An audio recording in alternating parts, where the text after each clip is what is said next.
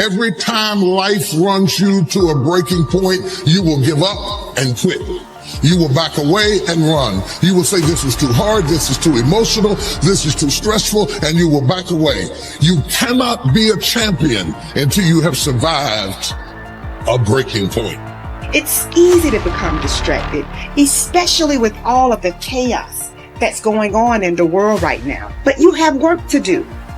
And so it's important that you keep your focus in the right place. It's important that you keep working towards crossing the finish line. It takes courage to achieve your goals, man. It takes courage to be successful. It's scary. Being like everyone else, doing what the masses do and following the herd, that's easy. It's easy to be comfortable. It's easy not to try. It's easy to give up. It's easy to stand on a sideline and watch while other people with courage go out and get all the for themselves that you want for yourself. Courageous people are those who have a dream and set a goal.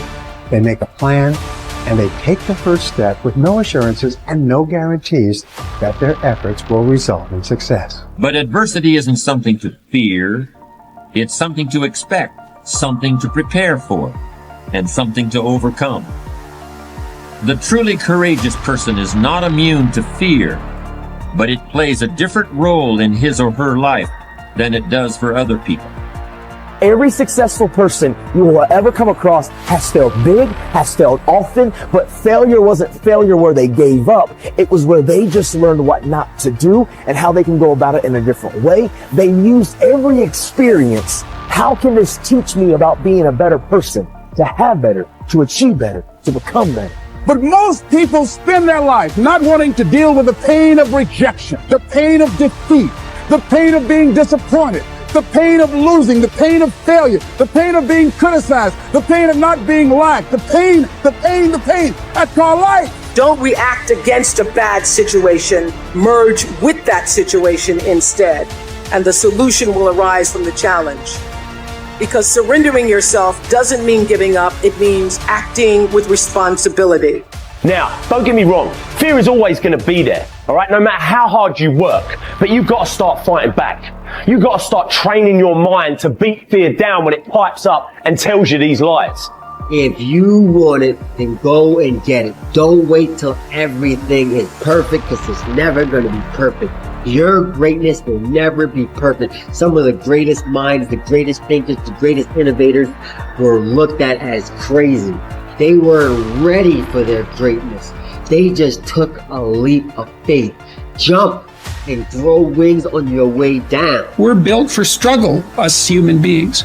You're not after the bubbles of bliss that Dostoevsky described in Notes from Underground. We're built to contend with the world. We're built to contend with reality. You want a challenge, and the best way that you can take on a challenge, because a challenge fortifies you. So you don't want to be secure, you want to be strong. And you get strong by taking on optimal challenges. And so you lay out your destiny in the world, and you take the slings and arrows of fate, and you make yourself stronger while you're doing so. And you might fail, and fortune might do you in, but it's your best bet. And people that have extracted unbelievable successes out of catastrophic failures.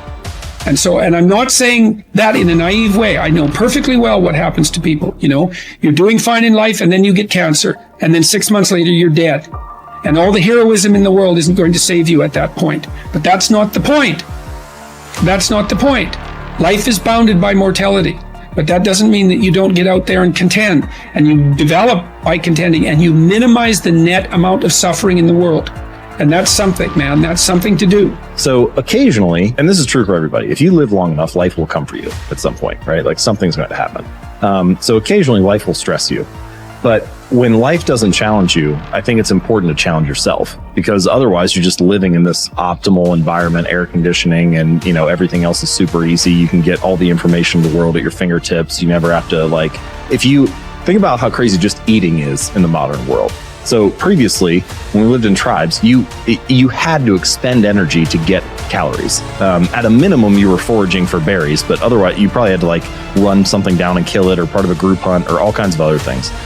Now, you can get calories without expending any. All you have to do is just tap Uber Eats on your phone or something. It'll show up at your door, and you can just sit on the couch, which is of course, like a recipe for poor health, but also just the game has completely changed now. We've transcended a lot of our evolutionary programming and natural situations. And so you need to be careful about designing that to serve you rather than to work against you, because it can very easily nudge you in the other direction. Dare to go forward. Winston Churchill once said, courage is rightly considered the foremost of the virtues because upon it all others depend. Courage is the chief distinguishing characteristic of the true leader. It is almost always visible in the leader's words and actions. It is absolutely indispensable to success, happiness, and the ability to motivate other people to be the best they can be. Follow through on your vision. In a way, it is easy to develop a big vision for yourself and for the person you want to be.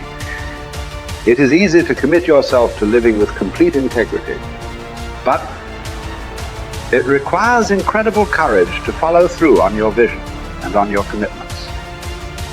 You see, as soon as you set a high goal or standard for yourself, you will run into all kinds of difficulties and setbacks. Refuse to compromise. You will be surrounded by temptations to compromise your values and your vision. You will feel an almost irresistible urge to get along by going along. Your desire to earn the respect and cooperation of others can easily lead to the abandonment of your principles. And here is where courage comes in. Stick to your principles. Courage combined with integrity is the foundation of character. The first form of courage is your ability to stick to your principles, to stand for what you believe in and to refuse to budge unless you feel right about the alternative. Courage is also the ability to step out in faith, to launch out into the unknown, and then to face the inevitable doubt and uncertainty that accompany every new venture. Avoid the comfort zone.